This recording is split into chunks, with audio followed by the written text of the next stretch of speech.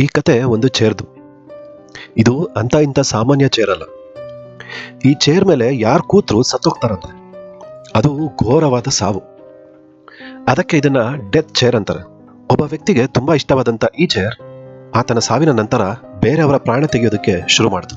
ಒಬ್ಬರನ್ನಲ್ಲ ಇಬ್ಬರನ್ನಲ್ಲ, ಶತಮಾನಗಳಿಂದ 200ಕ್ಕೂ ಹೆಚ್ಚಿನ ಜನರ ಪ್ರಾಣ ತೆಗೆದಿದೆ ಈ ಚೇರ್. ಏನಪ್ಪಾ ನಂಬಕ್ಕಾಗ್ತಿಲ್ಲ ಅಂದ್ರ?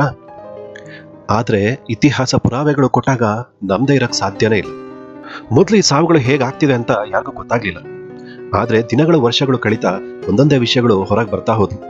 ಇದು ಸಾಧಾರಣ ಚೇರ್ ಅಲ್ಲ, ಒಬ್ಬ ವ್ಯಕ್ತಿಯ ಆತ್ಮ ಅಂತ ಕೊನೆಗೆ ಇದನ್ನ ಒಂದು ಮ್ಯೂಸಿಯಂಗೆ ಕೊಟ್ಬಿಟ್ರು. ಮತ್ತೆ ಅದ್ರ ಮೇಲೆ ಯಾರಾದ್ರೂ ಕೂತ್ಕೊಂಡ್ಬಿಡ್ತಾರೇನೋ ಅಂತ ಅದನ್ನ ಅಲ್ಲಿ ಗೋಡೆ ಮೇಲೆ ನೇತು ಹಾಕಿದ್ದಾರೆ. ಯಾರು ಇದನ್ನ ಮುಟ್ಟಿ ತಪ್ಪು ಮಾಡಬೇಡಿ ಅಂತ ಅದ್ರ ಮೇಲೆ ಇದ್ರ ಚರಿತ್ರೆನೂ ಕೂಡ ಬರೆದಿದ್ದಾರೆ. ಅಸಲ್ಗೆ ಯಾರ್ದು ಈ ಚೇರ್? ಯಾಕೆ ಇದು ಜನರನ್ನ ಬಲಿ ತಗೋತಿದೆ? ಏನಿದ್ರ ಕತೆ ಅಂತ ತಿಳ್ಕೊಳ್ಳೋ ಕುತೂಹಲ ನಿಮ್ಗೆ ಇದೆಯಲ್ಲ? ಹಾಗಾದ್ರೆ ಮತ್ತೆ ತಡ, ಇದ್ರ ಕತೆ ಕೇಳ್ತಾ ಹಾಗೆ ನಮ್ಮ ಚಾನಲ್ನ ಸಬ್ಸ್ಕ್ರೈಬ್ ಮಾಡ್ಕೊಳ್ಳಿ.